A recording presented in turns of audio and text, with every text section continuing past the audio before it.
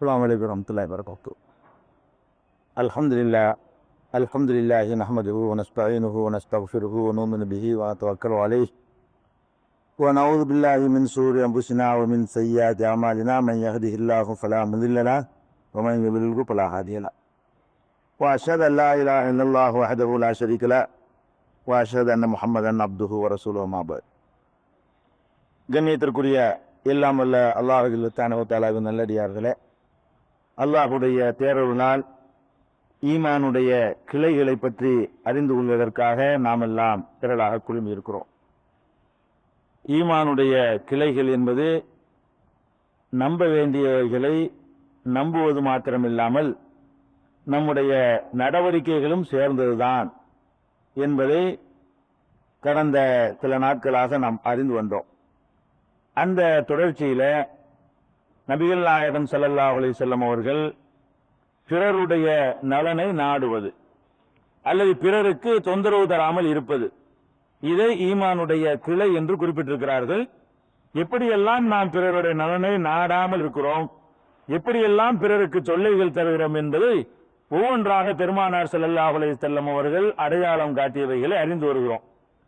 அந்த பிறர் நலன் நாடுவதில் இன்னொரு அம்சம், நமக்கு நம்ம போய் இறங்கல் பண்ணாவிட்டா கூட ஒரு வீதியில ஒரு தெருவுல பிறருக்கு தொல்லை வரக்கூடிய ஒரு பொருள் கிடக்குது, இதை அகற்றுவதற்கு பாருங்க, இதுவும் ஈமானுடைய கிளை என்று நபிகள் நாயகம் ஸல்லல்லாஹு அலைஹி வஸல்லம் சொல்கிறார்கள்.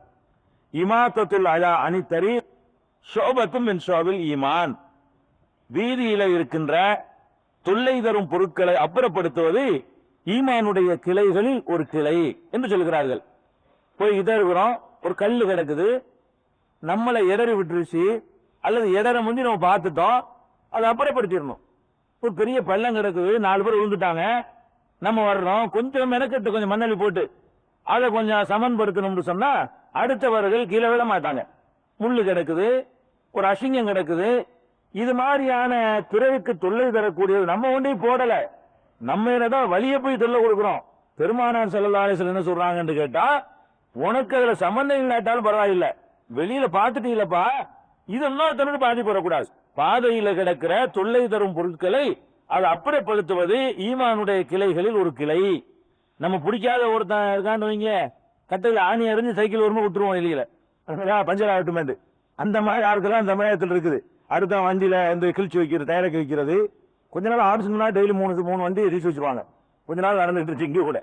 அப்ப வண்டியை டயரை கிழிக்கிறது, சைக்கிளை பஞ்சர் ஆக்குறது, இந்த மாதிரி செய்யக்கூடிய சமுதாயத்துக்கு மத்தியில நபி ஸல்லல்லாஹு அலைஹி வஸல்லம் செய்றாங்க, அட கிடக்கிறது அப்புறப்படுத்த கடமைப்பட்டிருக்க. நீ வெளியில் அப்புறம் அசுத்தமான ஒரு தொல்லை தரக்கூடியது இருக்குமா, ஆனால் அதை அப்புறப்படுத்தணும். இது ரொம்ப விரிவான விஷயங்கள் அடங்கியது. தொல்லை தருகிற பொருள்களை அப்புறப்படுத்துவது என்பதுல காயப்படுத்துவது வேதனை தருவதுன்னு சொல்லல, தொல்லை தருவதுங்கிறாங்க.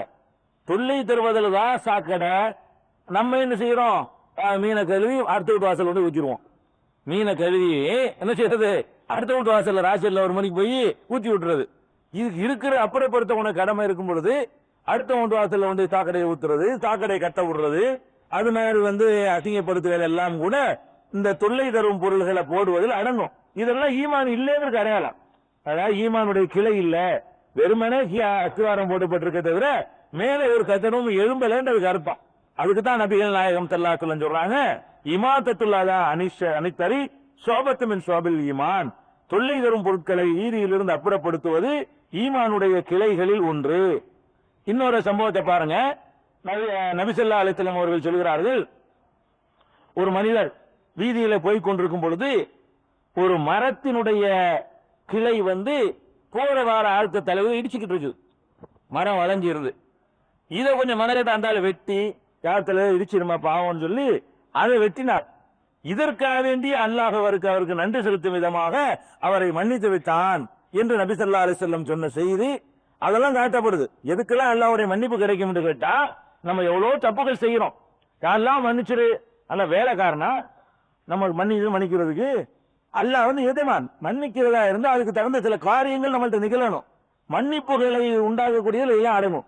ஒரு மரம் வீதியில அடுத்த ஆளுக்கு தொந்தரவு பண்ணிக்கிட்டு இருக்குது, வெட்டி போட்டு போனார் என்றால் அடுத்த ஆளுக்கு இறைஞ்சல் இல்லாம இதுக்கு நன்றி பாராட்டு முகமாக அல்லாஹ் வந்து அவரை மன்னிச்சுட்டான்னு சொல்லி நபி ஸல்லல்லாஹு அலைஹி வஸல்லம் சொன்னது சஹீஹுல் புகாரியில 2472வது ஹதீஸ்ல பார்க்கலாம். அதே மாதிரி சஹீஹ் முஸ்லிம்ல ஒரு மனிதர் வந்து பாதையின் மையத்தில் இருந்த ஒரு மரத்தை வெட்டி எறிந்த காரணத்தினால் மக்களுக்கு தொல்லை இருந்து கொண்டிருந்த மரத்தை வெட்டின காரணத்தால சொர்க்கத்தில் நடமாடி கொண்டிருப்பதை நான் பார்க்கிறேன். அந்த மாதிரி ஒரு மனிதர் வந்து சொர்க்கத்தில் நடமாடி கொண்டிருக்கிறத பார்க்கிறேன் என்று நபிகள் நாயகம் ஸல்லல்லாஹு அலைஹி வஸல்லம் அவர்கள் சொல்கிறார்கள்.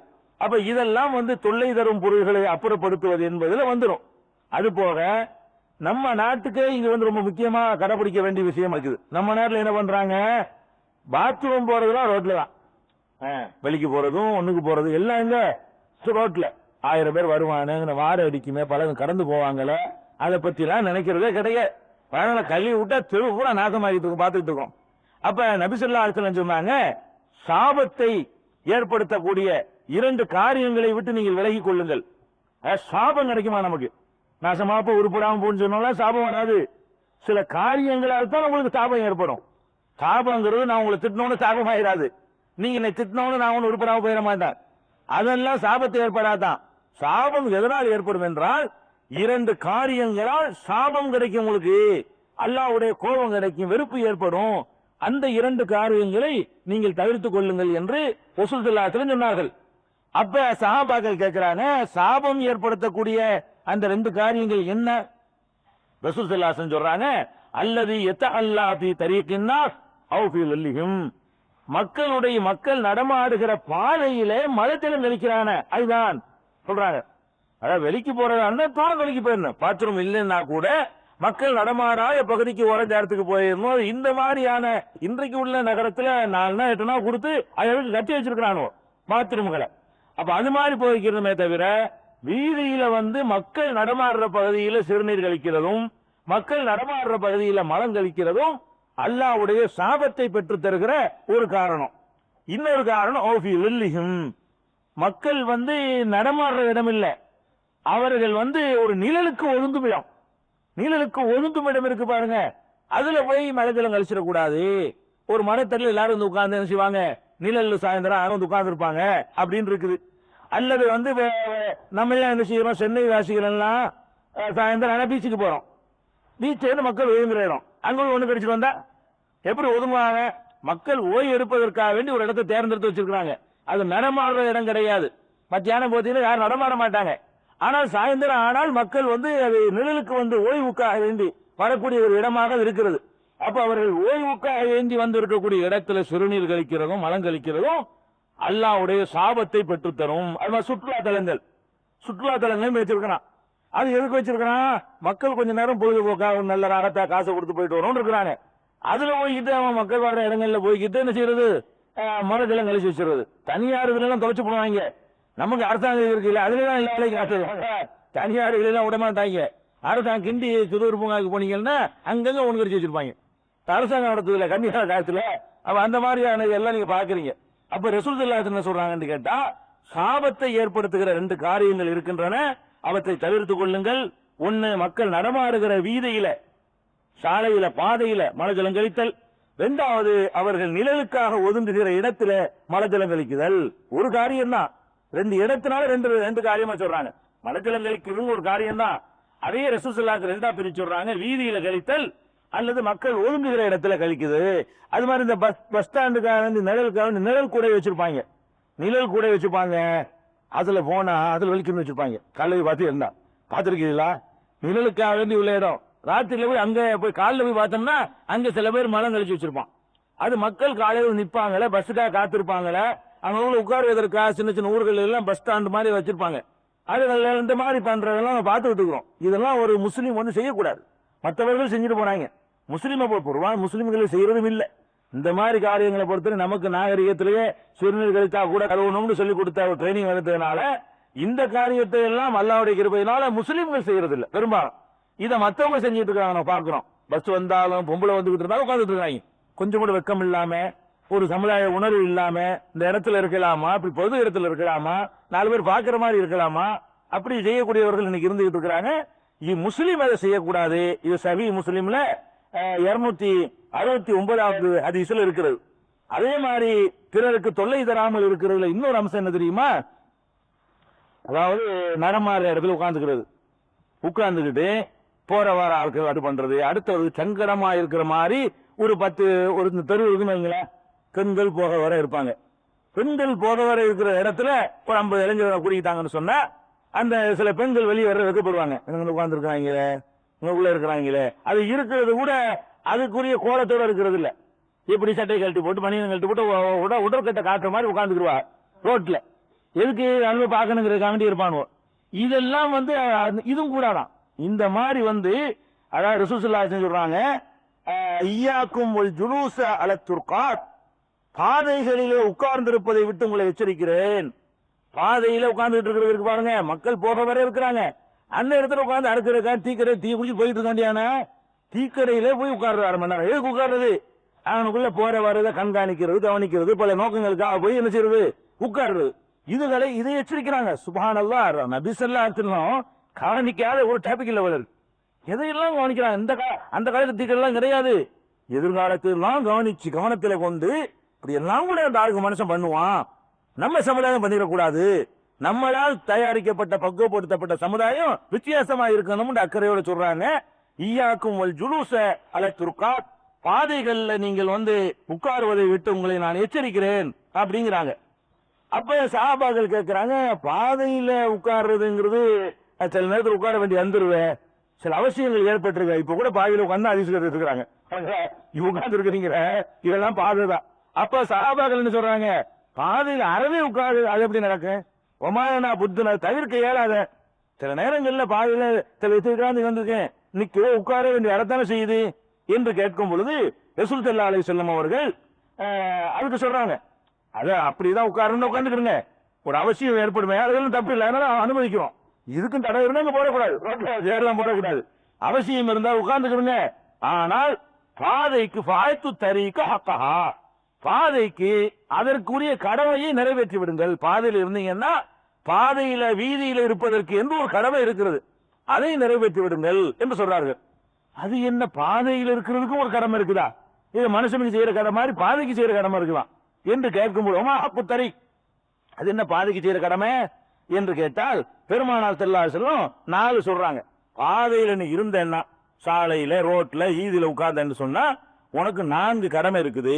ஃபர்ஸ்ட் கடமை கல்துல் பஸர், பார்வையை தாழ்த்திக்கிறணும். தாழ்த்த வேண்டிய இடத்துல பார்வையை தாழ்த்தினா ஒரு பெண், ஒரு அந்நிய பெண் வருதா, உடனே தாழ்த்தி கொள்ளணும். நீ பாதையில் உட்கார்ந்துருக்கிறீல்ல, குறுகுறுன்னு பார்க்க கூடாது. அதுக்கு தான் நம்ம உட்கார்றதே. நிறைய பேரு உட்கார்றது அதுக்கு தாங்க எங்க தாழ்த்த போறீங்க? அப்ப நிறைய பேர் அதுக்கு தான் உட்கார்றாங்க. பெருமானார் சொல்றாங்க, வேற வேலைக்கு நீ உட்கார்ந்தா கூட தாழ்த்த வேண்டிய எந்த இடத்தில் தாழ்த்த வேண்டும் என்று சொல்கிறானோ அந்த இடத்தில் தாழ்த்திக்கொள். கல்துல் பஸர், பார்வையை தாழ்த்தி கொள்ள வேண்டும். ஒண்ணு. 2வது கப்புல் அதான், அடுத்தவருக்கு இறைஞ்சல் கொடுப்பதை தடுக்க வேண்டும். இருக்கிற வாகனம் வண்டி ஏதாவது போறதுக்கு கடந்து போறதுக்கு ஒரு இடம் விடணும். மொத்தமா ரவுண்ட் பண்ணி அடைச்சிடக்கூடாது. ஏதோ போறது கொஞ்சம் அவங்களுக்கு தொல்லை இல்லாமல் அதை பார்த்துக் கொள்ள வேண்டும். 2. 3வது ஒரு ரத்து சலாம், சலாமுக்கு பதில் சொல்லணும். பாதையில் இருந்துட்டோம்னு சொன்னா அஸ்ஸலாமு அலைக்கும் அடிக்கிறது எல்லாரும் சொல்லுவாங்க, பதில் சொல்லிட்டு இருக்கணும். ஒரு ரத்து சலாம். 4வது அம்ரும் பில் மஅரூஃப் வ நஹ்யுன் அனில் முன்கர், எப்ப வீதியில உட்கார்ந்துட்டோமோ அங்க நல்லது கெட்டதை தடுக்கணும். அங்க ஒரு தப்பு நடக்கும், என்ன தப்பு கேட்கணும். அப்படிப்பட்டவனா இருந்தா நீ போய் ரோட்ல உட்காரு என்று பெருமானார் ஸல்லல்லாஹு அலைஹி வஸல்லம் அவர்கள் பார்வையை தாழ்த்துறது, அடுத்தவருக்கு தொந்தரவு இல்லாமல் பார்த்துக் கொள்வது, சலாமுக்கு பதில் சொல்வது, நன்மையை ஏவி தீமையை தடுப்பது என்று இந்த கடமைகளை செய்யறாருன்னா போய் உட்காரு. இதெல்லாம் செய்யாம உட்கார்ந்து அரட்டடிக்கிறதுக்குன்னே உட்கார்றது, பராய் பேசுறதுக்குன்னே உட்கார்றது, இதெல்லாம் கூடாது. இது உங்களுக்கு மட்டும் உள்ளது இல்ல, நீங்க இப்ப உட்கார்றது மட்டும் இல்ல, பெண்கள் எல்லாம் அந்த சிட்டில தான் அந்த பழக்கம் கிடையாது. சின்ன சின்ன ஊர்களுக்கு போனீங்கன்னு சொன்னா அந்த சோத்தாக்குன வேலையெல்லாம் முடிஞ்சவன வாசல்ல உட்கார்ந்துருங்க. 10 பேர் உட்கார்ந்துகிட்டு அறுக்கிறதுக்குன்னே உட்கார்றது, ஊர்பலாய் பேசுறதுக்கும் விபத்து புறம் பேசுறதுக்கும் அடுத்தவர்கள் கழுவுறதுக்கும் எல்லாத்துக்கும் உள்ளதான். இது ஆம்பளைக்கு மட்டும் உள்ளது இல்ல. அப்ப இந்த மாதிரியானவர்கள் எல்லாம் பாதையில் உட்கார்ந்தீங்கன்னு சொன்னா அந்த மாதிரி அடுத்த விளைந்து கத்துறது பேசுறது, இது அடுத்தவருக்கு தொந்தரவா இருக்குன்னு பாக்குறது இல்ல. இதுகளெல்லாம் பேணி நடக்கிறதா இருந்தா தான் அங்க உட்காரணும். இல்லையா வீட்டுல உட்கார்ந்து வேற எங்காவது போயிடும். மக்கள் நடமாடுவது என்பது இன்னும் சொல்ல போனா பல பேர் கூட்டாக இருக்கக்கூடிய ஒரு போர்ஷன் இருக்கு.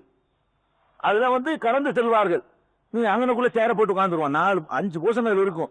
இவங்க 2 பேரும் சேர போட்டு உட்காந்து எப்படி கடந்து போவாங்க? இவங்களை உரசிக்கிட்டு தான் கடந்து போகணும். அதுக்குன்னு அப்படி உட்காந்துக்கிறது. 4 பேர் 5 பேர் ஒரு 25 ஊட உள்ள போஷன் இருந்துச்சுன்னு சொன்னா அதுல என்ன முறையில் நடக்கணும்? 25 பேருக்கு இந்த வீதி சொந்தம், எல்லாரும் வருவாங்க. நம்ம அங்கனக்குள்ள பாதி இன்னொரு வர அந்த மாதிரி நடப்பாதை விட்டுருப்பான். அதுல 2 பேரும் சேர போட்டு உட்காந்துக்கிட்டீங்கன்னா அது எப்படி கடந்து மேல போவான்? உங்களுக்கும் உள்ள இடத்துல என்ன வேணாலும் செஞ்சுக்கலாம். கலருக்கு சொந்தமானது என்பது அதுவும் தறிக்கு பாதியெல்லாம் சேரதும். அதாவது உங்களுக்குள்ள பில்டிங்கா இருந்தா கூட ஒரு 50 வீடு 40 வீடு 25 வீடு இருக்கக்கூடிய ஒரு போர்ஷன் வரும் பொழுது அதுல உள்ள வராந்தாக்கள் எல்லாம் பொதுவது, உங்களுக்கு உள்ளது அல்லாம எல்லாரும் பயன்படுத்தக்கூடியது. அதெல்லாம் பாதை தான் யோசிக்கணும். பாதைக்கு உள்ள தாக்கத்தை அது கொடுக்கணும். பாதை வீதியில உட்கார்றதுக்கு எப்படி யோசிப்போமோ அடுத்த ஆள் கடந்து இல்லாம அதுக்கு இடையூறு கொடுக்காம நடந்து கொள்ள வேண்டும் என்று இதையெல்லாம் பெருமானார் ஸல்லல்லாஹு சொல்றாங்க. அடுத்தவனுக்கு தொந்தரவு தரக்கூடாது, தொல்லைகளை அகற்ற வேண்டும், இதெல்லாம் அதுல அடங்குது. இதெல்லாம் விடுங்க. ரசூல் ஸல்லல்லாஹு அலைஹி வஸல்லம் சொல்றாங்க பாருங்க எவ்வளவு கவனிக்கிறாங்க. நம்ம அடிக்கல, துன்புறுத்தல, பேசல, அவனுக்கு எந்த இறஞ்சலும் பண்ணல, ஆனா அவனுடைய மனசுக்கு இறஞ்சல் அதனால ஏற்படுது. அதை தவிர்க்க சொல்றாங்க. பாருங்களேன் என்ன சொல்றாங்கன்னு கேட்டா, உங்களை அதாவது வெஞ்சாயம் இருக்குல்ல, வெஞ்சாயங்கிறது ஒரு பூண்டு, அது ஹராமெல்லாம் கிடையாது, நல்ல சத்து உள்ளது, நல்லா சாப்பிடலாம். அதனால உடம்புக்கு நல்ல நோய்க்கு நிவாரணி, அது கிருமி நாசினி, அதெல்லாம் சிறப்பான சாமான் தான். அதுக்கு மார்க்கெட்லையும் தடை இல்லை. அதை பச்சையாவும் சாப்பிடலாம், அதை வேக வச்சு சாப்பிடலாம். வெங்காயம்ங்கிறது தடுக்கப்பட்ட ஒரு பொருள் இல்லை. நபி ஸல்லல்லாஹு அலைஹி வஸல்லம் என்ன சொல்றாங்கன்னு கேட்டா, இந்த வெங்காயத்தை யாராவது பச்சையா சாப்பிட்டீர்களேயானால் அந்த வாடை நீங்குகிற வரைக்கும் பள்ளி வாசலுக்கு வராதிங்க. வேக வச்சு சாப்பிட்டா வாடை இருக்காது, பச்சையா சாப்பிட்டா வெங்காயத்துக்கு ஒரு வாடை இருக்கும். இந்த வாடை ஒருவருக்கு பிடிக்காது. இந்த வாடை பக்கத்தில் இருக்கிறதுக்கு ஒரு மாதிரியா இருக்கும். அப்ப இந்த தொண்டில் கூட கொடுக்க கூடாது. எந்த தொழில கொடுக்க கூடாது? இந்த வெங்காயத்துடைய வாடையை கூட அவர் அடுத்தவருக்கு வெறும் பிடிக்காது. எல்லாருக்குமே நம்ம திங்கும் போது அது பிடிக்கும், அது அடுத்த ஆளுக்கு பிடிக்காது. நல்லா ஞாபகம் வச்சுக்கணும். நல்லா எந்த வாடையுமே, அது நீங்க கறியை திங்கிறீங்க, கண்ணில் இந்துல இருக்குல இருக்கும், உங்களுக்கு ஒண்ணுமே தெரியாது, பக்கத்துல ஒண்ணா தெரியும், வழங்குதா? அவனு ஏமாறு திம்பான், அவனுக்கு அழிந்து தெரியாது. அப்ப நம்முடைய வாயிலிருந்து வரக்கூடிய வாடை அடுத்தவருக்கு இடைஞ்சல் தந்துடக்கூடாது என்பதுல கவனமா இருக்கணும். எதுக்கு பழுத்துல வச்சு சொல்றாங்க? ஒரு துளைக்கு பழுத்துல வச்சு சொல்றாங்க. எதுக்காக வேண்டி? கடமையாக்கி இருப்பேங்கிறாங்க. என் உம்மத்துக்கு சிரமம் இல்லை என்று சொன்னால் ஒவ்வொரு தொழிலைக்கும் நான் பழுத்துலக்குமாறு கட்டளையிட்டு இருப்பேன். கடமை ஆத்துல ரசூல் ஸல்லல்லாஹு அலைஹி வஸல்லம். ஆனா சிரமத்துக்கு பயந்து ஆத்துல, இல்லாட்டி ஒரு டைம் பத்தாது பழுத்துலக்குவேல். மேலை நாட்டுல கூட 2 டைம் தான் சொல்றான், படுக்கும் போது எந்திரிக்கும் போது பழுத்துலக்குங்கிறான். அல்லாஹ்வுடைய தூதர் சொல்றாங்க 5 தடவை ஆக்கியிருப்பேன், கடமை ஆக்கியிருப்பேன், ஆனால் உங்களுக்கு சிரமமா போயிரும்னு விட்டுருக்கேங்கிறாங்க. எதுக்காக வேண்டி? பலர் கிட்ட போய் நிற்போம், உங்களுக்கு இந்த வாடை வரும், அவங்களுக்கு அருவருப்பா வரும். அப்ப இதுலையும் தவிர்க்கங்கிறாங்க. வெங்காயம் சாப்பிட்டு வராதீங்கிறாங்க. அப்ப இதே மாதிரி தான் அந்த புகை பிடிக்கிறாங்களா பக்கத்துல இருந்தா ஒருத்தருக்கு பிடிக்காது. அவர் பிடிக்கிறவருக்கு ஒண்ணும் தெரியாது, அவர் அதிலே பழகிட்டதுனால அவர் அதை உணர மாட்டாரு. ஆனா அதை பிடிக்கிறத விட்டு உங்களுக்கு எப்படி இருக்கும்னு கேட்டா, அது பிடிக்காத எப்படி இருக்கும் கேட்டா, என்னமோ ஒரு மாதிரியா குடலை புறத்துற மாதிரியான ஒரு நிலைப்பாடு அவர்களுக்கு தோன்றும். அப்ப அது மாதிரியான ஒரு அறவே கூடாதுங்கிற தனி விஷயம். அப்படி இருக்கிறவர்கள் பள்ளிவாசலுக்கு வரக்கூடாது குறைஞ்சபட்சம். அது இந்த பிறருக்கு தொல்லை தருகிற வெங்காயத்துக்கு சொல்றாங்கன்னு பாத்துக்கிறீங்களா? வெங்காயத்துக்கு இது மாதிரி சொல்றாங்க. அது மாதிரி எத்தனை உணவுகள்லாம் இருக்குது.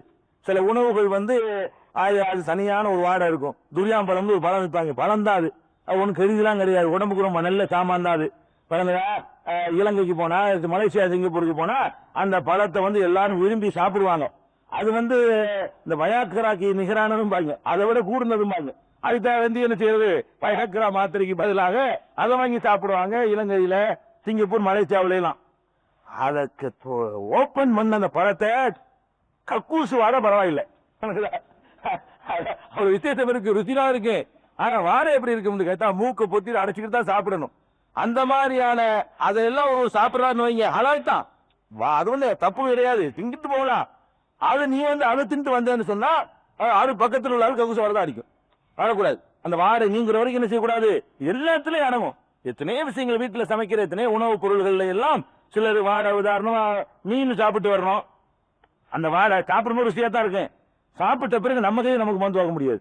சாப்பிட்ட பிறகு அந்த கவிச்சமாங்க வெடுக்குமாங்க எங்க ஊர்ல அந்த வாடையை பார்த்தா என்ன செய்வோம்? வாரியா அதுக்கு பவுடர் போட்டு ஏதாவது அந்த வாடையை மாத்துவோம், நம்மளே மாத்துவோம், மாத்தணும்.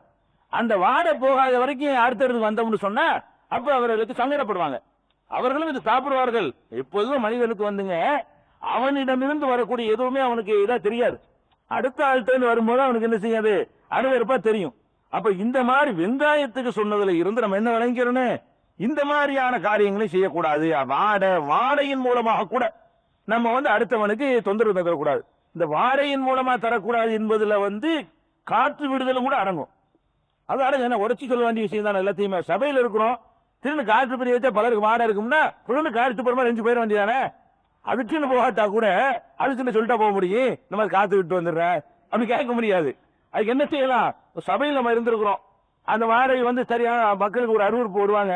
அப்ப அந்த சபையில் என்ன செய்யலாம், எத்தனை மாதிரி எந்திரிச்சு போகலாம், பொண்ணுக்கு போற மாதிரி எந்திரிச்சு போகலாம், அது யாரும் வித்தியாசமா எடுத்துக்கிற மாட்டாங்க, எச்சித்து போற மாதிரி எந்திரிச்சு போகலாம்.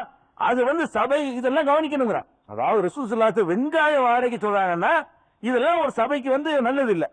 அதுல இந்த டிகிசி போட்டு அடுக்க சபையா இருக்குன்னு வைங்க, அதை விட்டா அவ்வளவுதான், 2 மணி நேரத்துக்கு சுத்திக்கிட்டே இருக்கும். 2 மணி இல்லையா, வெளியே போகாத நேரத்துல இதெல்லாம் கவனிக்கணும். அப்ப எதுக்குன்னா ஆச்சரியமான மார்க்கங்க.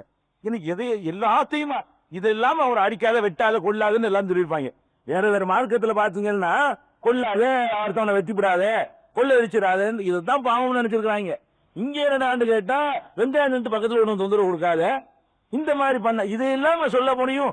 இறைவனுடைய மார்க்கமாக இருந்தால் மட்டும்தான் அடுத்தவன் நலனை கவனி, அடுத்தவன் நலனை கவனிங்கிறதுக்கு இவ்வளவு டாபிக்கள் இருக்கு ரசூலுல்லாஹ் சொல்றாங்க. அடுத்தது என்னது கேட்டா, அடுத்தவன் நலனை கவனிக்கிறதுல இன்னொன்று இருக்குது, எல்லாத்தையும் இருக்குது. இதுல யாருமே இதுகளுக்கு பெற முடியாது, அவ்வளவுக்கு இருக்கு. என்ன, பொறாமப்படுறது. பொறாமைன்னு ஒண்ணு இருக்கு பாருங்க. பொறாமைங்கிறது என்ன, ஒருத்தன் உன்னைய விட நல்ல பணக்காரனா இருக்கிறான், உன் வீட்டு காசை எடுத்துக்கிட்டான், அவன் பணக்காரனா இருக்கிறான், அவன் இருக்கிறான், அவன் கடை வச்சான், அவன் சம்பாதிச்சான், அவனுக்கு அல்லாம ரிஸ்க் கொடுக்க நினைச்சான், அவன் செல்வந்தனா இருக்கான். இந்த செல்வந்தனா இருக்கிறதுல உன்னுடைய 10 காசு கூட உன்னால ஒன்ட்டு போகல, அவன் பணக்காரனா இருக்கான்ப்பா. ஆனா நம்ம எப்படி எடுத்துக்கிறோம், இவன் பணக்காரனா இருக்கான், இவன் பணக்கார, பொறாமை. இந்த மாதிரி பொறாமப்பட்டு அவனை பத்தியே தான் நினைக்கிறோம். எனக்கு கிடைக்காட்டான் வேற வயலையும் இவன் பிச்சைக்காரனா போயிட மாட்டானா நம்ம நினைக்கிறது. நமக்கு ஈக்குவலா இவன் ஆயிட மாட்டானா, அவனுக்கு ஈக்குவலா நம்ம அவனோட ஆசைப்பட்டு தப்பு இல்லை, அவனுக்கு ஈக்குவலா நம்ம அவனோட ஆசைப்பட்டு அது ஒரு பிரார்த்தனை, அது நல்லது. அதாட்ட கேட்கலாம், யாரில் அவன மாதிரி என்னை பணக்காரன் ஆக்கி வை என்று சேர்த்தால் ஒன்றும் தப்பு இல்லை. நம்ம எப்படி நினைக்கிறோம், அந்த பொறாமைங்கிறது நம்மள மாதிரி அவன் ஆயிரணும், நம்மள இறங்கிடணுமா, அவ அளவுக்கு நம்ம ஏறணும் ஆசைப்பட்டால் அதுக்கு பொறாமையில வராது. அப்ப ரசூலுல்லாஹ் என்ன சொல்றாங்கன்னு கேட்டா, மூமின்கள் அத்தனை பேரும் அல் முஸ்லிமும் அகுல் முஸ்லிம் என்று சொல்லிவிட்டு சொல்றாங்க, லா தஹாசது, ஒருவருக்கொருவர் பொறாமை கொள்ளாதீர்கள். எந்த ஒரு காரணத்தை கொண்டும் பொறாமை அல்லாஹ் கொடுத்த கிஃப்ட். இதெல்லாம் அந்த விதி ஈமான் அந்த கிளை சரியா பதியலன்னு அர்த்தம். நான் நம்பிக்கை கொள்ள வேண்டிய விஷயத்துல விதியை நம்புதல் ஒண்ணு இருக்குது. நல்லது கெட்டது எதுவா இருந்தாலும் அல்லாஹ் முடிவு செஞ்சிருக்கான், அவனா பணக்காரன் ஆகிக்கிட்டா, அல்லாஹ் பார்த்து கொடுத்திருக்கான், நீ அவன் மேல பொறாமப்பட்டு அல்லாஹ் மேல பொறாமப்படுன்னு அர்த்தம். அல்லாஹ்வுடைய ஜட்ஜ்மெண்ட்ல நீ குறைகான்றன்னு அர்த்தம். அல்லாஹ் எவ்வளவு கொடுத்திருக்கான் அவனுக்கு, அவன் ஏனா இருந்துட்டு போனா, அல்லாஹ் பார்த்து கொடுத்து விட்டான், நீங்க அதில் பொறாமப்பட்டு ஒன்னு அழிஞ்சு போயிடணும். அப்ப அழிஞ்சு அல்லாஹ்வுடைய தீர்ப்புக்கு எதிராக நம்முடைய தீர்ப்புகள் அமைஞ்சிடக்கூடாது. அப்ப விதியை நம்புதல் என்பது ஆழமா பதியலைங்கிற நேரத்துல நம்மள்கிட்ட பொறாமை ஏற்படும். அல்லாஹ் ரப்பல் ஆலமீன் சூரத்து நிசாவுல 4வது சூராவுல 32வது வசனத்துல எல்லாம் அழகா சொல்றான், வலா ததமன்னௌ மா ஃபல்லல்லாஹு பிஹி பாலக்கும் அலா பாலின், ஒருவரை விட மற்றவருக்கு அல்லாஹ் சிறப்பித்திருக்கிறானே அதை பார்த்து நீங்கள் அந்த பொறாமை கொண்டு விடாதீர்கள். ஒருத்தனோட ஒருத்தனை சிறப்பாக ஆக்கி வச்சிருப்பான், ஒருத்தனுக்கு அறிவை கூட கொடுத்திருப்பான், ஒருத்தனுக்கு உடல் வலிமையை கூட கொடுத்திருப்பான், ஒருத்தனுக்கு பணத்தை கூட கொடுத்திருப்பான், ஒருத்தனுக்கு நிம்மதியான வாழ்க்கையை கூட கொடுத்திருப்பான், ஒருத்தனுக்கு சந்ததிகளை கூட கொடுத்திருப்பான். எல்லாத்துக்கும் ஒன்னே கூட கொடுத்திருக்க மாட்டான். ஒருத்தரை விட ஒருத்தருக்கு ஏதாவது ஒண்ணு கூட கொடுப்பான். என் காசை கொடுத்தா எனக்கு நல்ல குடும்பத்தை தந்திருப்பான், இன்னொருத்தருக்கு குடும்பத்தை நான் மோசமாக்கி கொடுத்து காசை கொடுத்திருப்பான். இல்ல ஏதோ ஒரு வகையில யாருக்காவது ஒரு சிறப்பு இருக்கும் அப்படி எடுத்துட்டு போயிருந்தமே தவிர இதுல பொறாமப்படக்கூடாது.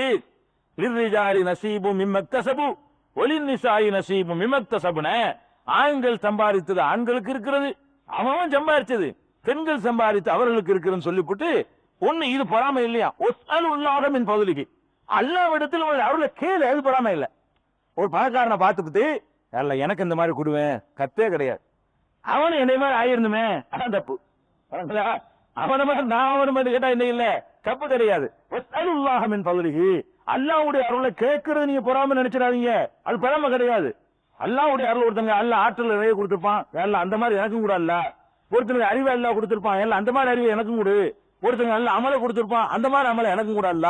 ஒருத்தர் நல்ல பண்பாடை கொடுத்திருப்பான், அந்த மாதிரி பண்பாடு எனக்கும் கூட இல்ல, இது தப்பே கிடையாது.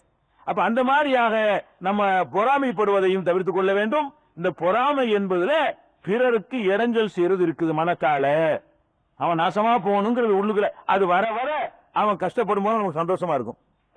பொறாமை வந்துருச்சுன்னு வைங்கள, ஒரு கேள்விப்படுவீங்க, 10 லட்சம் அடிச்சுட்டாமல, அடிபட்டு வச்சாமல, இது சந்தோஷமா பேசிக்கிறது. என்னமோ இவனுக்கு என்னமோ கிடைச்ச மாதிரிங்க. யார் மேல பொறாமப்படுறானோ அவனுக்கு ஒரு 10 லட்சம் நஷ்டம்னு வச்சுக்கிறீங்களேன், பேசும்போது சந்தோஷத்தை பார்க்கணுமே, அடி 10 லட்சம் அடி, என்னமோ இவனுக்கு கிடைச்ச மாதிரி, அக்கா சரியான அடி, இந்த சரியான உனக்கு என்ன உனக்கு என்ன நன்மையினால அவனுக்கு 10 லட்சம் ரூபாய் போடல, உனக்கு வந்துருச்சு. மென்டலா நம்ம என்ன சொல்றோம், மனோ சைக்காலஜிக்கலா நம்ம கீழே விழுந்துரும், அதே பாவத்துக்கு போயிடும். எவ்வளவு பெட்ட என்ன அவனுக்கு போனா உனக்கு என்னத்துக்கு சந்தோஷம் வருது? அப்ப அதான் பொறாமைங்கிறது. பொறாமையோட வெளிப்பாடு என்ன செய்யும்னு கேட்டா, அடுத்தவன் அழிவதில் நம்ம ஆசைப்பட ஆரம்பிச்சிருவோம். அல்லாஹ் மின் ஷர்ரி ஹாசிதீன், பொறாமைக்காரனுடைய தீங்கை விட்டு நான் பாதுகாப்பு தருகிறேன் நல்லா சொல்றான். பொறாமப்பட்டா தீங்கு செய்வான்னு விளங்குது. பொறாமப்பட்டான்னு சொன்னா ஒரு ஆள் மேல பொறாமப்பட்ட சும்மா இருக்க மாட்டான். இவ்வளவு வந்துருச்சே போது அதை கெடுக்கிறதுக்கு என்னென்ன பண்ண முடியுமோ, எப்படி எல்லாம் கெடுத்து விட முடியுமோ, அந்த அவனுக்கு நஷ்டம் ஏற்படுத்த முடியுமோ, போலீஸ் கம்ப்ளைண்ட் பண்றது, இன்கம் டாக்ஸ் சார் நிறைய அவனோட போய் சொல்றாங்க சார், சேல் டாக்ஸி போன் பண்றது, இதெல்லாம் என்ன காரணம்? எல்லாம் பொறாம வந்துருச்சுன்னா சும்மா இருக்க மாட்டான். அதை கருவிக்கிட்டு ஏதாவது செஞ்சு அவனை அழிக்கணுங்கிறதுலயே இருப்பான். இவனுக்கு கருதி கிடைச்சல முன்னேற வேண்டாம். இவன் பாட்டுக்கு இவன் வேலையை செய்யற விட்டுப்புட்டு அவனை ஒழிக்கிறதுக்கே பாதியில வீணாக்குவான். அந்த நேரத்தை இவன் தான் முன்னேறுவதற்கு செலவழிச்சிருந்தான்னு சொன்னா இவன் எங்கேயும் போயிருப்பான். அப்ப இந்த பொறாமைக்காரன் வந்துட்டான்னு சொன்னா நிறைய இடைஞ்சல் பண்ணுவான். அவனை விட்டு பாதுகாப்பு தேடுங்கள் என்று நபி ஸல்லல்லாஹு அலைஹி வஸல்லம் அவர்கள் அதையும் நமக்கு கவனிக்க சொல்றாங்க. பொறாமைப்பட்டுறாதீங்க. பிறர் நலத்துல இன்னொரு முக்கியமானது இருக்கு, அது எல்லாத்தையுமே இருக்கு. ஒவ்வொரு மனுஷனும் தனக்கு கீழே உள்ள இருந்து சிலர் எடுத்துக்கிறான், அவர்களை இழிவா கருதான். இழிவா கருதல் இருக்கா இல்லையா? அடுத்தவர்களை இழிந்தவர்களாக வெளியில காட்டுறதுல என்ன சிரிச்சு பேசினாலும் இவன் எனக்கு ஈக்குவலான ஆளா, இவன் எனக்கு சமமான ஆளா, இது எல்லாருடைய அடி மனசுலையும் ஆழமா உட்கார்ந்துகிட்டு இருக்கு. ஒரு செல்வந்தனுக்கு ஏழை ரொம்ப சீப்பா தெரிகிறான்.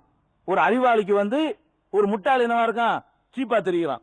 ஒரு ஆரோக்கியமானவனுக்கு ஒரு நோயாளி, ஒரு உயர்ந்த குலத்தில் உள்ளவனுக்கு ஒரு தாழ்ந்த குலத்தில் உள்ளவன், இப்படி எல்லா வகையிலையும் ஒருத்தர் அடுத்தவன் என்ன செய்யறான், இழிவாகவும் மட்டமாகவும் கேவலமாகவும் கருதுகிறான். பெருமானார் ஸல்லல்லாஹு அலைஹி வஸல்லம் சொல்றாங்க, இதுவும் உங்கள்கிட்ட வரக்கூடாது. பிறர் நலம் நாடுதல்ல, ஈமானுடைய கிளையாக இருக்கக்கூடிய பிறர் நலம் நாடுதல்ல முக்கியமான அம்சம், அடுத்தவனை இழிவாக நீ நடத்துறேன் வை, இழிவுபடுத்துறேன் வை, அல்ல மனசுல இழிவா கருதுறேன் வை, அது அவ்வளவுதான். அதை விட ஒரு பெரிய கேர் எதுவும் இல்லைங்கிறாங்க. எப்படி சொல்றாங்கன்னு பாருங்க, கூனு இபாதுல்லாஹி இஹ்வானா, நீங்கள் அல்லாஹ்வுடைய அடியார்களாகவும் சகோதரர்களாகவும் ஆகிவிடுங்கள் என்று சொல்லிவிட்டு சொல்றாங்க, அல் முஸ்லிம் அகுல் முஸ்லிம், ஒரு முஸ்லிம் இன்னொரு முஸ்லிமுக்கு சகோதரனாக இருப்பான், லா யظلمஹு, அவனுக்கு அநீதி இழைக்க மாட்டான், வலா யகுதுலுஹு, அவனுக்கு மோசடி செய்ய மாட்டான், வலா யஹ்கிருஹு, அவனை இழிவாகவும் கருத மாட்டான். முஸ்லிம் என்பவன் இன்னொரு முஸ்லிமை இழிவா கருத மாட்டான் அப்படின்னு சொல்லி சொல்றாங்க. அத்தக்வா ஹாகுனா, தக்வாங்கிறது இங்கேதான் இருக்கிறது, நெஞ்ச காட்டி சொல்றாங்க. அத்தக்வா ஹாகுனா, தக்வாங்கிறது இங்கதான் இருக்குது, இல்ல செயல்ல கிடையாது, இங்க கரெக்டா இருக்கணும், மட்டமா நினைக்கிறது உள்ளத்துல வந்துடக்கூடாது என்று சொல்லிட்டு முஸ்லிம், முஸ்லிமான தன் சகோதரனை இழிவாக கருதுவது ஒன்று ஒருவன் கெட்டவன் என்பதற்கு போதுமான சான்றாகும். அது ஒருத்தப்பே போதும். பெரிய வண்டியா நீ தப்பு செய்ய தேவையில்லை. ஒருத்தனை மட்டமா நினைக்கிற பாரு, அதுவே உன்னைய கொண்டு தள்ளுறதுக்கு போதும். நரகத்துல கொண்டு தள்ளுவதற்கு பாவ மூட்டை சுமக்கிறதுக்கு அதுவே போதும் என்று பெருமானார் ஸல்லல்லாஹு அலைஹி வஸல்லம் சொல்றாங்க. இது சஹீஹ் முஸ்லிம்ல 4650வது ஹதீஸ்ல இருக்கிறது. இதுகளையும் நம்ம கவனத்தில் வைத்துக் கொள்ளணும். பிறர் நலம் நாடுறதுல இதெல்லாம் கவனிக்கணுமோ, ஃபுல்லா செய்யக்கூடாதா அப்படின்னு வழங்கி வச்சுக்கணும். அது போக இன்னொரு முக்கியமானது இருக்கு பிறர் நலம் நாடுவதில். அதாவது 2 பேருக்கு மத்தியில சண்டை சச்சரவு வந்தால் சண்டையை சமாதானப்படுத்தி வைக்கிறதுங்கிற வேலையை நம்ம செய்யணும்.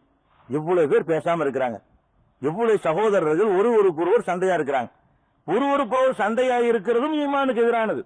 ஏன்னு கேட்டா, லா யஹில்லு லி முஸ்லிமின் அன் யஹ்ஜிர அகாஹு ஃபௌக தலாஜின், 3 நாட்களுக்கு மேல் எந்த ஒரு முஸ்லிமும் தன் சகோதரனோடு பேசாமல் இருக்கக்கூடாது. பேசாம இருக்கலாம், மனுஷன் தானே, நம்ம என்ன கடவுளா, கோவம் வரத்தான் செய்யும், பேசாம இருக்கத்தான் செய்வோம். அது இஸ்லாம் அதை ஒத்துக்கிறது. லிமிட் 3 நாள். 3 நாள் நார்மலுக்கு சிந்திச்சு முடிவுக்கு வந்துடணும். பேசாம இருக்கிறது என்பது யாரோட நீங்க பேசாம இருக்கலாம் கோவிச்சுக்குது. அது எவ்வளவு நாளைக்கு இருக்கலாம்னு கேட்டா 3 நாளைக்கு பேசாம இருக்கலாம். 3 நாளைக்கு பிறகு ஒவன் ஹஜர ஃபௌக தராசின் ஃபமாத்த நார். யார் ஒருத்தர் 3 நாளைக்கு மேல பேசாம இருந்து பகைத்துக் கொண்டிருந்தானே ஆனால், அந்த நிலையிலே மௌத்தாகித்தானே ஆனால் நரகத்துக்கு நுழைவான். ஒரு சகோதரனை வெறுத்த காரணத்தினால பேசினாங்க இல்ல, விருப்பு இல்லாம பேசாம இருக்கலாம், சந்தர்ப்பம் இல்லாத 10 வருஷம் கூட பேசாம இருக்கலாம். அதல்ல, விருத்து பகைமை பாராட்டி 3 நாட்களுக்கு மேல யாரோடையும் பகைமை பாராட்டக்கூடாது. இந்த புனித ரமலான்ல எத்தனை யோசிச்சு பாருங்க. அண்ணனுக்கு தம்பியோட சண்டை இல்லைன்னு சொல்ல முடியுமா? மாமாக்கு மருமகனுக்கு சண்டை இல்லைன்னு சொல்ல முடியுமா? எத்தனை உங்க தெருவுல பக்கத்து வீட்டுக்காரர் எல்லாமே இருக்கு. பக்கத்து வீட்டுக்கு தனியா வருது, அது தனி கடமை சொல்றாங்க ரசூலுல்லாஹ். பொதுவாக ஒரு முஸ்லீம் நம்ம இன்னொருத்தனோட பேசாம இருக்கிறோமா இல்லையா?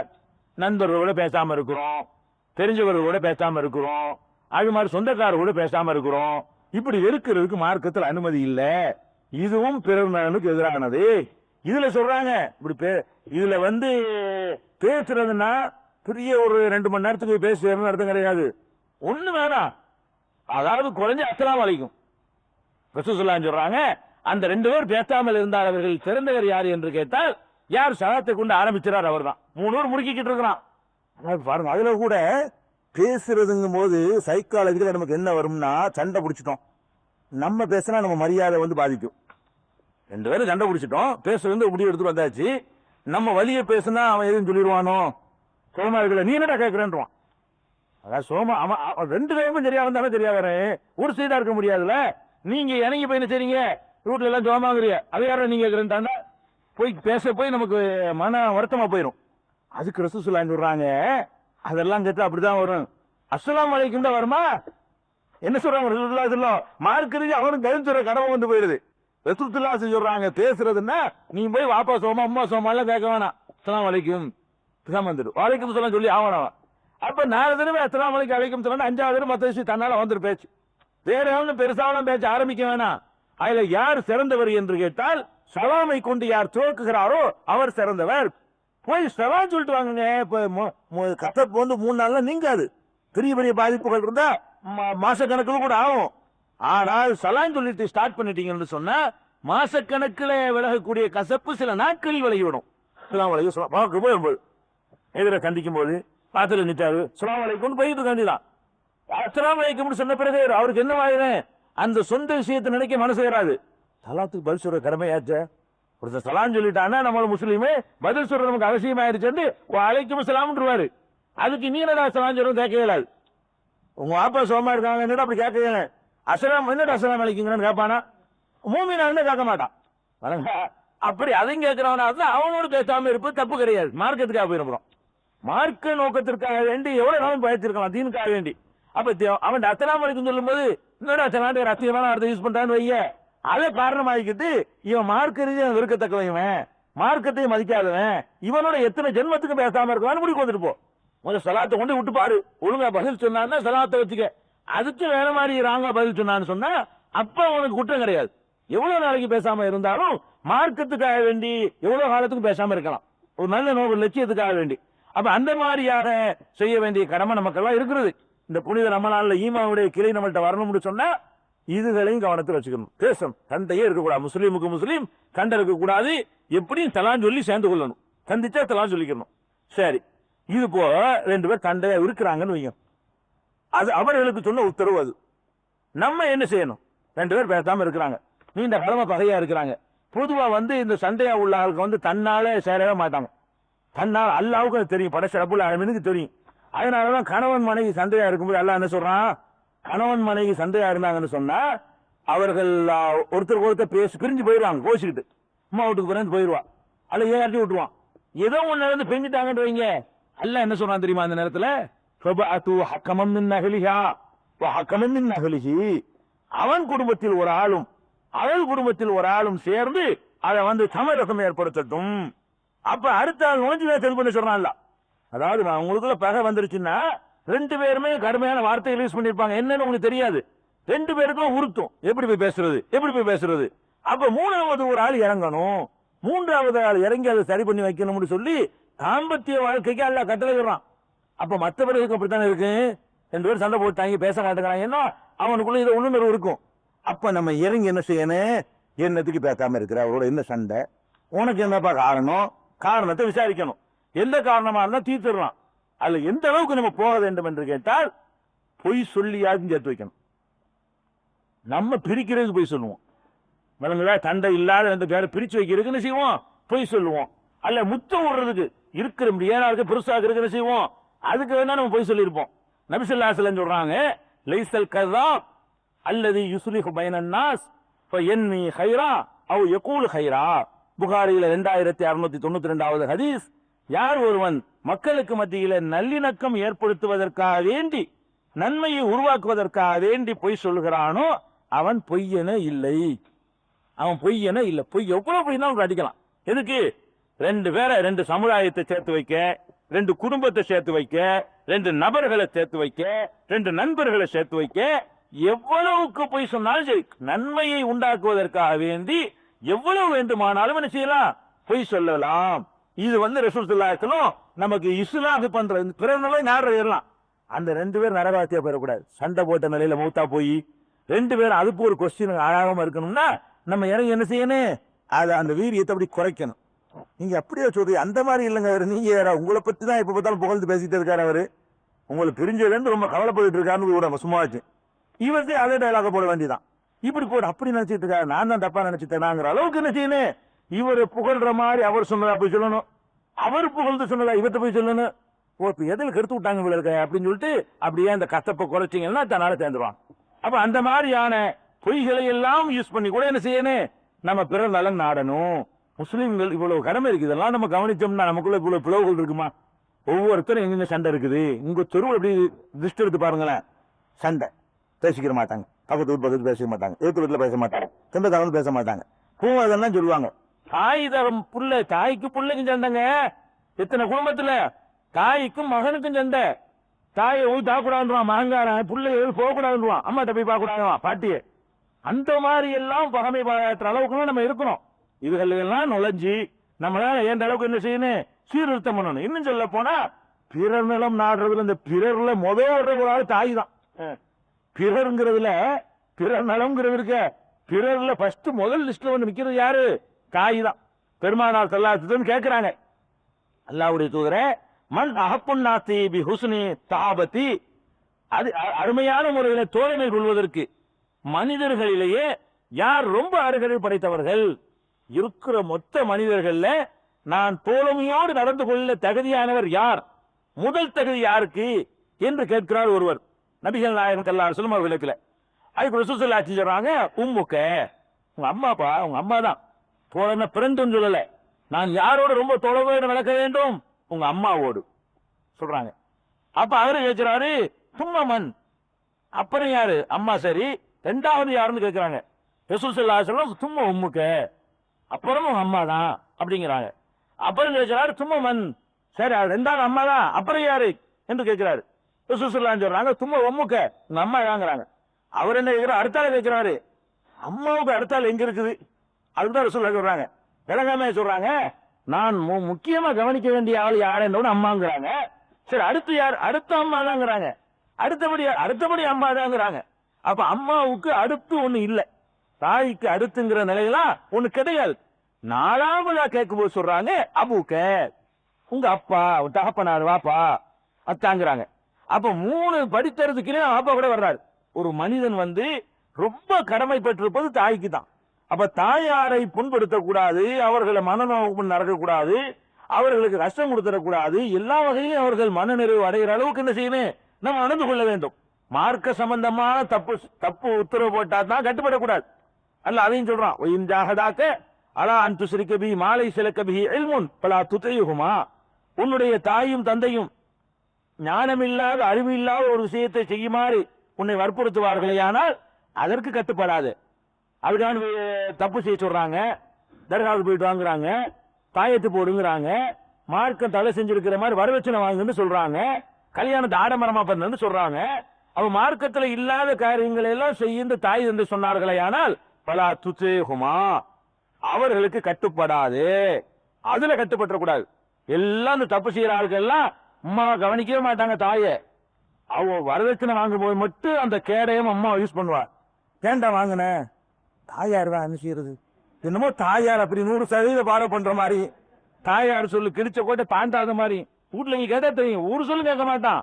தாயார் சொல்ல காசு வாங்குறவங்க மட்டும் சொல்லிக்கிறது சும்மா தாயார் சொன்ன எல்லாத்தையும் நடந்தீங்களோ. அப்ப நீங்க வாங்க உங்களுக்கு ஆசைப்படுற பணத்து மேல உங்களுக்கு ஆசை, அதுல இருந்து ஒரு ஃபார்மாலிட்டிக்கு உலகத்துல கௌரவத்தை விட்டு கொடுக்குறாங்கிறதுக்காக வேண்டி அம்மா மேல பலிய போடுறீங்க. அப்ப தாய் மேலாம் பலி போடக்கூடாது, அது சொல்லிட வேண்டியதான். உண்மையிலே நீ வாங்க விருப்பம் இல்லாத இருந்தா நடக்கவே நடக்காது, வாங்க முடியாது. வரதட்சணை வாங்க மாட்டேன், வாங்காட்டி உனக்கு கல்யாணம் பண்ண மாட்டேன்னு கூட தாயார் சொல்லுவாங்க. ஆம்பளைக்கும் கல்யாணம் பண்றது நீங்க இதுக்கு வரணும், நாங்க பண்ணிக்கிறோம். எதுக்கு அம்மா வரணுங்கிற, நீங்க வரதட்சணை வாங்கி தான் பண்ணணும்னு சொன்னீங்கன்னா நாங்களாவே பண்ணிக்கிறோம். மார்க்கத்தில் எங்களுக்கு ஆம்பளைக்கு அதிகாரம் இருக்குது. அதனால என்ன செய்வோம், எத்தனை ஜமாத்துகள் இருக்கு, எத்தனை ஆபீஸ்கள் இருக்கு, தாமுகாவிகளோட பண்ணி போயிருவோம். வணங்குதா? அதனால அதுக்கு நாங்க பண்ணி வைப்போம். வரதட்சணை வாங்கலன்னு சொன்னா நாங்க பாப்பாட்ட போய் கடிதம் வாங்கிட்டு சொல்ல மாட்டோம். அப்ப அந்த மாதிரி இருக்கிறதுனால இதுல தாய் பழியை போட்டு தப்புகளுக்கு நீங்க காரணம் கற்பிச்சிடக்கூடாது. மார்க்கத்துக்கு தடையான எந்த காரியத்தையும் தாய் சொன்னாலும் தகப்பன் சொன்னாலும் சொல்லக்கூடாது. ஃபர்ஸ்ட் அல்லாஹ், மனிதர்கள் தான் தாய் ஃபர்ஸ்ட்.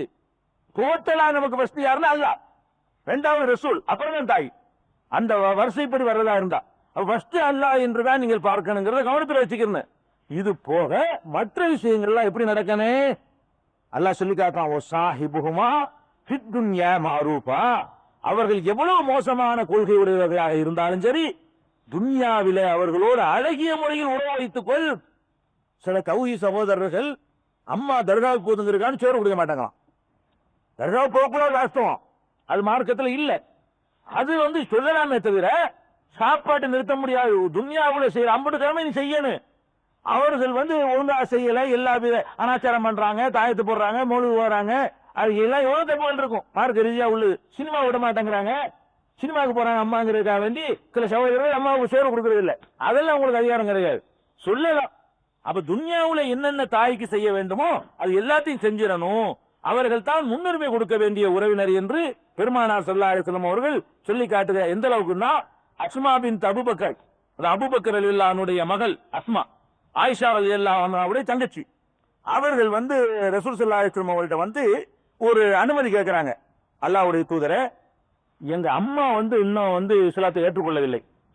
அஸ்மா ரலியல்லாஹு அன்ஹுடைய அம்மா இருக்காங்கல்ல, அபூபக்கருடைய மனைவி, அவர்கள் அப்ப இஸ்லாத்தை ஏற்றுக்கொள்ளல. அப்ப அந்த அம்மா கேட்கிறாங்க, எங்க அம்மா என்னை தேடி மக்காவுல நொடியாந்துருச்சு, ஆனா இஸ்லாத்தை ஏத்துக்கல, வேற கொள்கைகள் இருக்கிறாங்க, அவர்களோடு நான் சேர்ந்து வாழலாமா, அவர்களுக்கு கவனிக்கலாமா, அவர்களை நான் பராமரிக்கலாமா என்று பெருமானார் ஸல்லல்லாஹு அலைஹி வஸல்லம் அவர்கள்ட்ட அந்த அம்மா சேர்க்கும் பொழுது நபி ஸல்லல்லாஹு அலைஹி வஸல்லம் சொல்கிறார்கள், நாம்ங்கிறாங்க, சேர்ந்துதான் வாழணும், அவர்களை கவனிக்கணும், அவர்களை மரியாதை செய்யணும் என்று பெருமானார் ஸல்லல்லாஹு அலைஹி வஸல்லம் சொல்றாங்க. இந்த தாயுடைய இந்த உரிமையை சொல்லக்கூடிய ஹதீஸ்கள் 5971 புகார்ல பார்க்கலாம், 5979 இதுல பார்க்கலாம். இன்னும் சொல்ல போனால் பெருமானார் ஸல்லல்லாஹு அலைஹி வஸல்லம் அவர்கள் கடைசி ஹஜ்ஜில கூட நினைச்சாங்க, பெரும்பாவங்களை பட்டியலிடும் பொழுது பெற்றோருக்கு தொல்லை கொடுக்கிறது சேர்க்கிறாங்க. பெரும்பாவம் என்னன்னா அல்லாஹ்வுக்கு இணை வைக்கிறது, கொலை செய்யறது, அதோட சேர்த்து என்ன செய்யறாங்க, பொய் சத்தியம் செய்யறது. அந்த லிஸ்ட்ல ஹுக்கூக்குல் உம்மஹாத், பெற்றோர்களுக்கு தாய்மார்களுக்கு தொல்லை தருவது, நோவினை தருவதையும் பெரும்பாவத்து லிஸ்ட்ல சேர்த்துட்டு போயிருக்காங்க பெருமானார் ஸல்லல்லாஹு அலைஹி வஸல்லம் அவர்கள். அதனால நம்ம பிறர் நலம் நாடு ஊருக்கு உபதேசம் செய்யறேன்னு சொல்லிவிட்டு பெற்ற தாய்க்கு ஒண்ணு செய்யாம ஆகிக்க கூடாது. பெற்ற தாய்க்கு சொல்ல போனா பெற்ற தாய் பிரச்சனை எல்லாமே எதுக்கு வருதுன்னு கேட்டா மனைவினாலதான் வரும். பெற்ற தாயை ஒருத்தன் கவனிக்காம போறது காரணம் என்னன்னு கேட்டா மனைவி அந்த அம்மாவை பிடிக்காது. இந்த பெற்ற தாய் ஒரு காரணமா இருப்பாங்க, மாமியாருக்கு ஒரு தனி புத்தி இருக்கு பாருங்களேன், அந்த மாதிரி கொடுமைப்படுத்துவாங்க.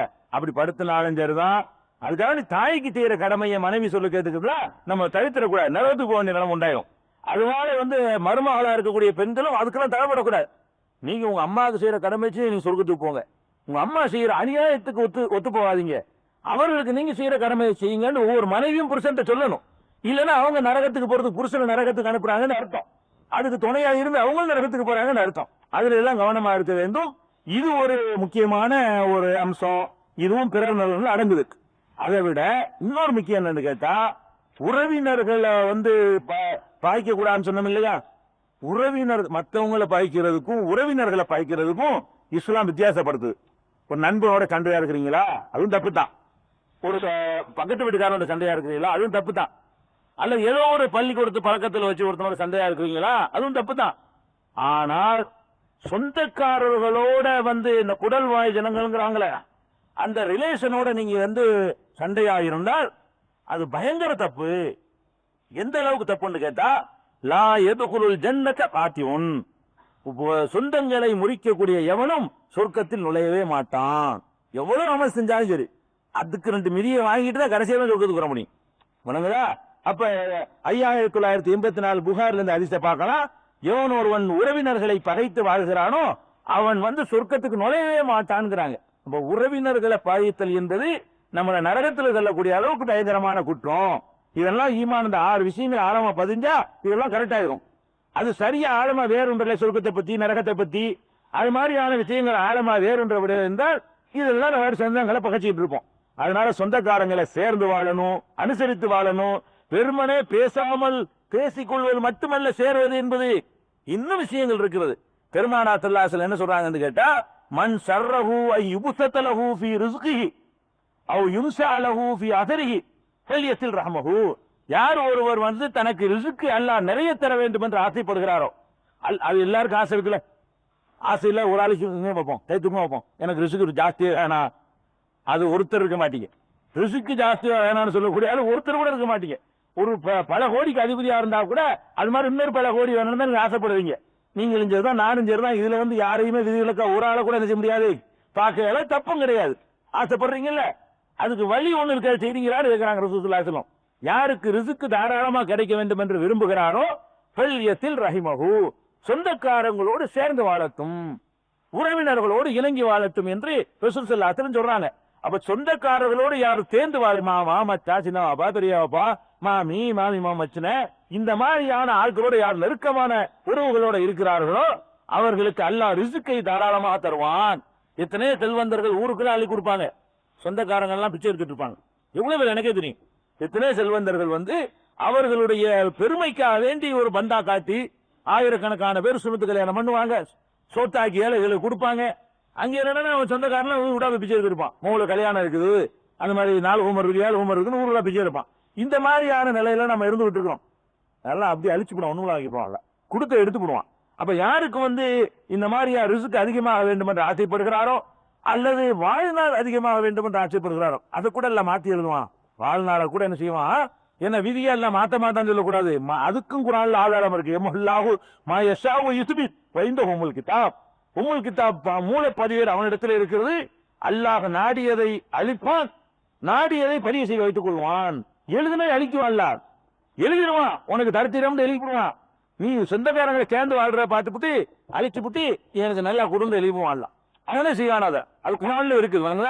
அதனால அல்லாஹ் அழிப்பான், அல்லாஹ் அதை வந்து வைக்கவும் செய்வான். அதனால வந்து இத சொந்தக்காரங்களை அனுசரிக்கிற சேர்ந்து வாழுதல் என்பது நம்மள்ட்ட எல்லாம் அவசியம் இருந்திருக்கலாம். பெருநாளைக்கு துணிமணி இருக்கணும், நம்ம எடுக்கிறவங்களுக்கு உங்களுக்கு எடுக்க முடியாது. நம்ம வந்து சின்னப்பாக்கு பெரியாப்பாக்கு மாமா வீட்டுக்கு மச்சான் வீட்டுக்கு வசதி இல்லாம இருக்கிறாங்க, எடுத்து கொடுத்தா என்ன, எவ்வளவோ இருக்கு, எல்லாம் தந்திருக்கிறான்ல, தந்திருக்கிறான்னு சொல்றேன். யாருக்கு எல்லாம் தந்திருக்கிறானோ அது மாதிரியான ஒரு காரியங்கள் என்ன செய்யணும், கவனத்தை வச்சுக்கிறேன். சொந்தக்காரங்களை அனுசரித்தல் என்பது பெரிய ஒரு பணக்காரனாவதற்கு ஒரு வழின்னு வைங்களேன். ஆசிரத்திலையும் நரகத்துக்கு போகாம தடுக்கிற கேடையும் நீங்கள் உங்களால ஏந்த அளவுக்கு சொந்தக்காரங்க கொடுத்து பாத்தீங்கன்னு சொன்னா அல்லாஹ் வந்து நிறைய தருவான். நீங்க எல்லாம் கொடுக்கிறவனுக்கு எல்லாம் தருவாங்க, நீங்க என்ன பாக்கலாங்க. ஆகிரத்துல மட்டும் நல்லா தர்ற மாதிரி தெரியல, கொடுத்து வேணா பாருங்களேன். ஒண்ணு கொடுத்தா 10 தருவான், ஒண்ணு கொடுத்தா என்ன செய்யும் 10 எப்படியே வரும், நம்ம நினைச்சு கூட பார்க்க மாட்டான். அவன் ரிஸ்க் எப்படியே பறிச்சு அடிச்சு தந்துட்டு இருப்பான். ஏன்னா நீ எப்ப அல்லா தீர வேலை நீ கொடுக்குறது அல்லாவுடைய வேலையில நீ செய்ய ஆரம்பிச்சவன வச்சு அடியான கொடுக்குறான்னு பாருடா, இன்னும் கொடுறான், இன்னும் ஒரு 10% நீ கொடுப்ப, அவன் அதுக்கு சேர்த்து இங்க அதிகமா தந்துடுறான், அல்ல 100% தந்துடுறான். அப்ப அந்த மாதிரியாக கொடுக்க சொந்தக்காரங்களை கொடுங்க. ஒவ்வொருத்தரும் அவன் சொந்தத்தை கவனிச்சா பிச்சை இருப்பானுங்க. நீ உலகத்தெல்லாம் கவனிக்க வேணாம்ப்பா, நீ உலகத்துல நீ வந்து எஜமான் கிடையாது. உன் சொந்தத்தை நீ கவனிச்சேன்னா ஒவ்வொருத்தரும் அப்படி நடக்க ஆரம்பித்து விட்டார்களே, ஏன்னா பிச்சை யார் வருவா, பிச்சைக்காரன் இருக்க மாட்டான். அப்ப அந்த மாதிரி ஒரு எந்த ஒரு குடும்பமா இருந்தாலும் 4 பணக்காரன் 4 ஏழையும் கலந்துதான் இருப்பாங்க. அந்த பணக்காரன் 4 ஏழை அப்படி கவனிச்சுட்டான்னு சொன்னா முடிஞ்சு வச்சுக்காத. அந்த மாதிரியான ஒரு அம்சத்திலையும் பிறர் நலத்தை நாட வேண்டும். அடுத்தது பிறர் நலன்ல உள்ள இன்னொரு விஷயம் என்ன தெரியுமா, புறம் பேசுறது இருக்கா இல்ல, எல்லாத்தையும் இருக்கு. புறம் பேசுறதுங்கிறது என்னமோ ஒரு அல்வா சாப்பிடுற மாதிரி இருக்கு நம்மளுக்கு. விளங்குதா? அவ்வளவு ருத்தியா இருக்குங்க. அது இன்னும் ஒண்ணுமே கிடைக்க மாட்டேங்குது. இது வந்து யாரையும் விதிவிலக்கு இல்ல. நீங்க அப்படித்தான் இருக்கிறீங்க, நான் அப்படித்தான் இருக்கேன், எல்லாரும் இப்படித்தான், 5 வேளை தொழுகையில இப்படித்தான் இருக்கிறாரு, ஹாஜியார இப்படித்தான் இருக்கிறாரு. ஒருத்தரையுமே விதிவிலக்கு பண்ண முடியல. ஷைத்தான்ல நம்மளை ஜெயிச்சுக்கிட்டு தான் இருக்கிறான்.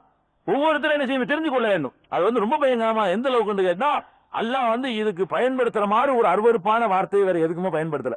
புறம் பேசுறதுக்கு குர்ஆன் முழுசும் பரத்தி பார்த்தா கூட இவ்வளவு ஒரு அருவருப்பான ஒரு வார்த்தையை வேற எந்த தப்புக்காச்சும் அல்லாஹ் யூஸ் பண்ணிருக்கான்னு கேட்டா கிடையவே கிடையாது. புறம் பேசுறதுக்கு என்ன சொல்றான் தெரியுமா? உங்களுடைய தகவலை செத்து போனவனை அவன் இறைச்சி அறுத்து பொறிச்சு கபாப் பண்ணி திம்பிறான்னு இருக்கிறான்ல. உங்களுடைய மணி உங்க சகோதரன் ஒருத்தர் இருக்கான், அவன் செத்து போயிட்டான், அவனுடைய இறைச்சி அறுத்து திம்பியல, அதுவும் புறம் பேசுற ஒண்ணுங்கிறான்ல.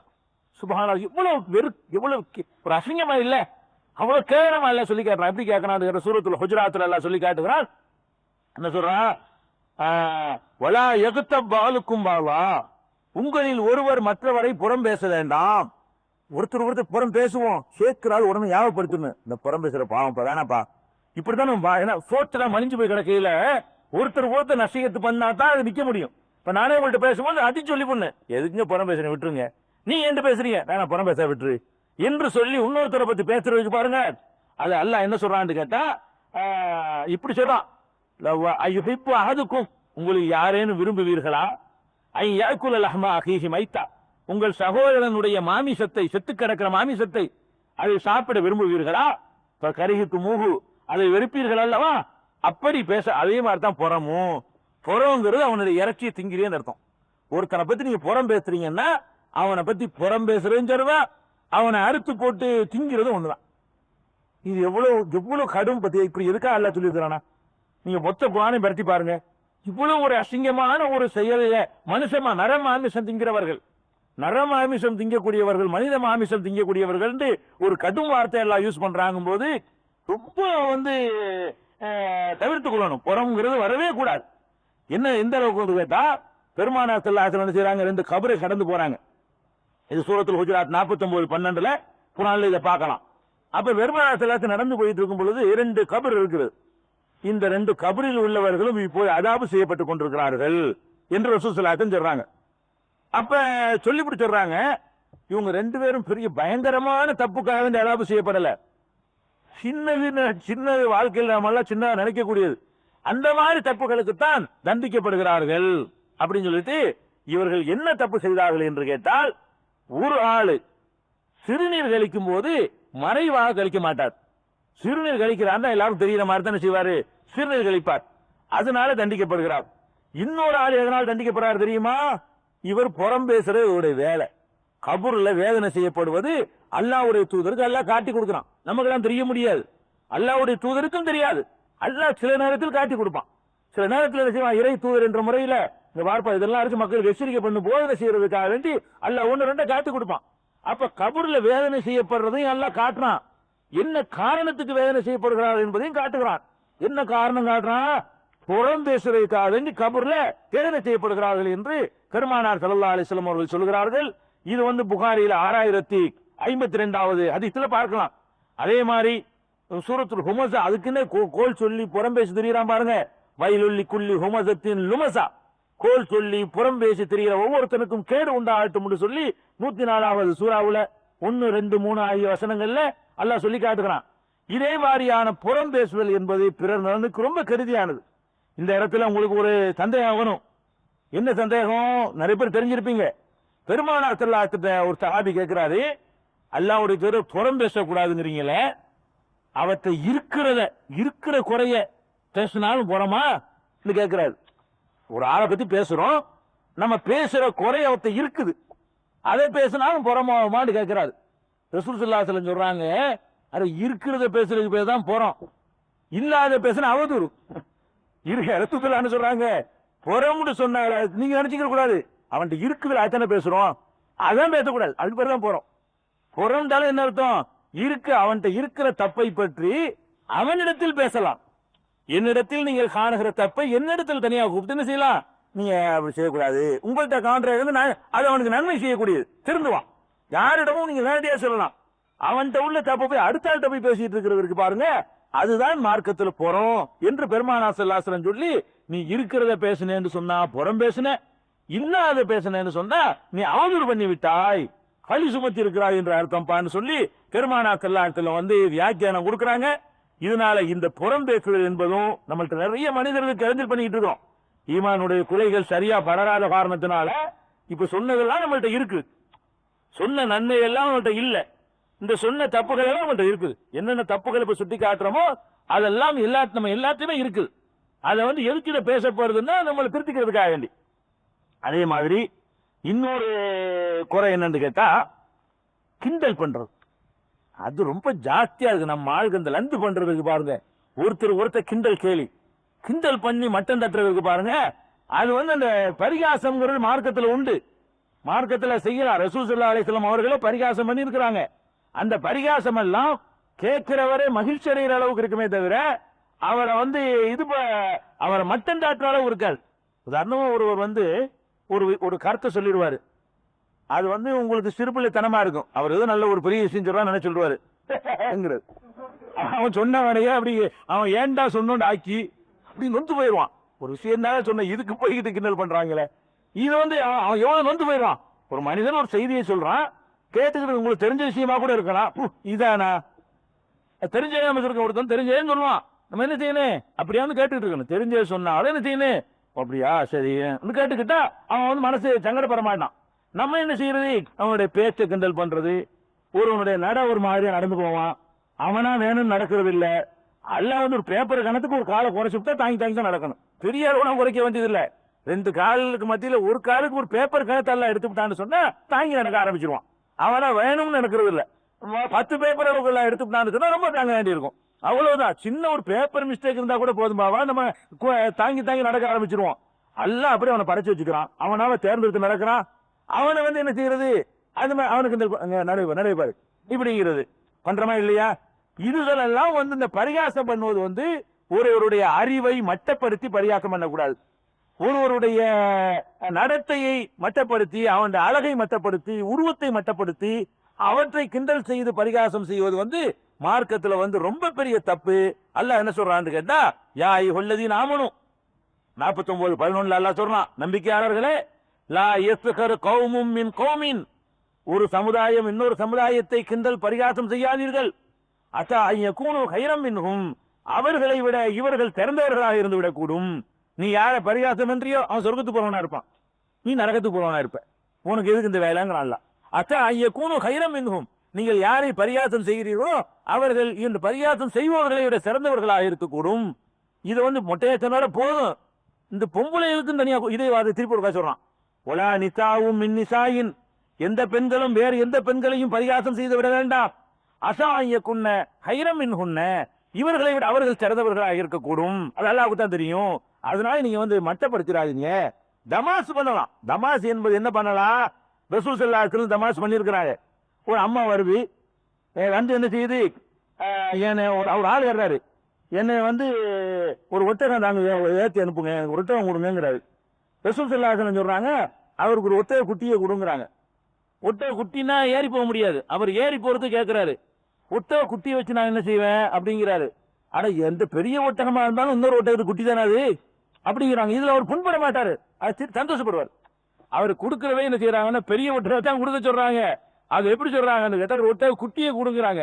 அவர் குட்டியை வச்சு நான் என்ன செய்வேன், அது ஏறி போக முடியாது அப்படிங்கும் பொழுது அந்த பெரிய ஒட்டகமும் அது அவனுடைய தாய்க்கு குட்டி தானே, பிடிச்சிட்டு போன்னு சொல்லி பெரிய ஒட்டகத்தான் கொடுக்குறாங்க. இது வந்து ஒரு புண்படுத்துறது இல்லை. அவருடைய அந்த அவங்களுடைய தகுதியவோ அவங்களுடைய பரத்தையோ. அதே மாதிரி ஒரு அம்மா வந்து நான் சொர்க்கத்துக்கு போவேன் கேட்கும்போது கிழவிலாம் சொர்க்கத்துக்கு போக மாட்டாங்க அப்படின்னு நாங்க ரசூல் ஸல்லல்லாஹு அலைஹி வஸல்லம். அந்த அம்மா அது கிழவி சொர்க்கம் இல்லையா, அப்ப நாங்களே இதுக்கு அமல் செய்யணும் அப்படின்ன உடனே நீ இளமையான இளம் பெண்ணா தான் போவ அப்படிங்கிறாங்க. அதை கிழவிகளா போக மாட்டாங்க. கிழவிகளா இருந்தாலும் சொர்க்கத்துக்கு போகும்போது எல்லாம் இளைஞர் ஆயிடுவாங்க இல்லையா, கிழவன் நீ இளைஞரா இளம் பெண்ணா மாறித்தனமா போவ, அதைத்தான் சொன்னேங்கிறாங்க. இதெல்லாம் புண்படுத்துறது இல்ல, ரசூல் ஸல்லல்லாஹு அலைஹி வஸல்லம் பண்ணியிருக்கிறாங்க. இதெல்லாம் புண்படுத்துறது இல்ல. மருமகளோட சேர்ந்து பேரிச்சம்பழம் சாப்பிடுறாங்க, அலியும் ரசூல் ஸல்லல்லாஹு அலைஹி வஸல்லம் பேரிச்சம்பழம் சாப்பிடுறாங்க. அவர் என்ன பண்றாரு, அலி ரலியல்லாஹு அன்ஹு அவர் சாப்பிட்ட பேரிச்சம்பழத்தை கொட்டையெல்லாம் திருப்பி போடுறாரு ரசூல் ஸல்லல்லாஹு அலைஹி வஸல்லம் பக்கத்துல. அப்ப பார்த்தா போட்டது மட்டும் இல்லாம குழு சுன்றுக்குங்கிறாரு.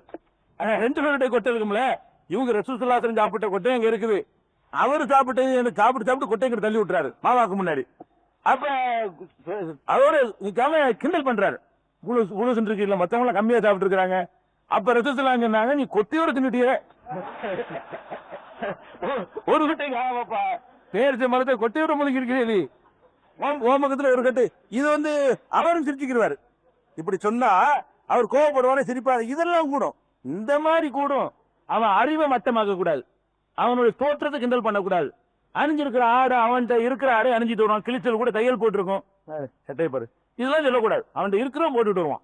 அதனால ஒருத்தன் அணிஞ்சிருக்கிற ஆடை, ஒருத்தன் வச்சுக்கிற பேனா, ஒருத்தன் வச்சுக்கிற போட்டிருக்கிற தொப்பி, அவன் வச்சுக்கிற புஸ்தகம், அவன் வச்சுக்கிற பேக்கு, ஒரு பேக்கு பழைய பேக்கு ஒருத்தர் கொண்டு பேக்கு நீ நான் கொடுத்த அவன் பேக்க வச்சிருப்பான் சொன்ன. அப்ப இதெல்லாம் கூடாது மார்க்கத்துல. இதான் எல்லாம் கண்டிக்கிறான். இது 49:11 சூரத்துல் ஹுஜராத்துல எல்லாம் கண்டிக்கிறான். இன்னும் பிறநலம், நாலு பிறநலம் முடிச்சுக்கலாம். பிறநலன் பேணுவது என்பதுல இன்னும் பல செய்திகள். ஏன்னா இதெல்லாம் எதுக்குன்னு எதுவும் திருந்திக்கிறது தான். சில விஷயங்கள் உங்களுக்கு தெரிஞ்சதா இருக்கலாம், திருப்பி திருப்பி சொல்வதன் மூலமாக நம்ம திருத்திக் கொள்ள வேண்டும் என்பதற்காக என்று சொல்லப்படுகிறது. அல்லாஹ் ரப்பல் ஆலமீன் இந்த ஈமானுடைய கிளைகளை அறிந்து நடக்கக்கூடியவர்களாக நம் அனைவரையும் ஆக்கி அருள்வானாக.